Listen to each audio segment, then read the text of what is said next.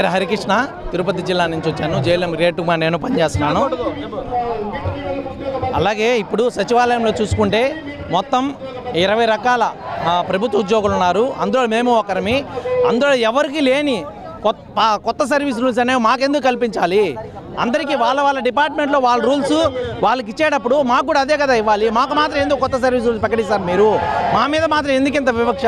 మేము ఉద్యోగులమే కదా. ఇన్ని సంవత్సరాలైనా కూడా మాకు ప్రమోషన్ చాలా గమనించలేదు, మాకు సీనియారిటీ లిస్ట్ ఇంతవరకు ప్రకటించలేదు. మేమేం ఉద్యోగులం కదా, మాకెందుకు కల్పించరు? ఇదే విధంగా కానీ గవర్నమెంట్ కానీ యాజమాన్యం కానీ కొనసాగిస్తే అదేవిధంగా ఈరోజు మేము మా యొక్క హక్కుల కోసం మేము పోరాడుతుంటే మీరు విజయవాడకు పోయేదానికి వీల్లేదని చెప్పి మా ఏఈలు కానీ డిఈలు కానీ ఎస్సీలు కానీ మా గ్రూపుల్లో మెసేజ్లు పెట్టి ప్రతి ఒక్కరిని భయపెట్టడం జరిగింది. ఇలా భయపెట్టి మీరేం సాధించాలనుకుంటున్నారు? ఇప్పుడు మీరు భయపెట్టారంటే మా వాళ్ళంతా ఈరోజు ఒక్కరోజే లీవ్ పెట్టి వచ్చాం. ఇదే భయపెడితే మొత్తం అందరం నెల రోజులు లీవ్ పెట్టి మాస్ లీవ్ పెట్టేసి ప్రతి ఒక్కరు రోడ్డు మీదకి వస్తాం. అప్పుడు ఏపీ రాష్ట్రం అంతా అంధకారంలో ఉంటుంది. ఎందుకంటే ఇప్పుడు ఎవరన్నా ఉద్యోగులు చేస్తున్నారంటే జేఎల్ఎం గ్రేడ్ 2 మాత్రమే పనిచేస్తున్నాం.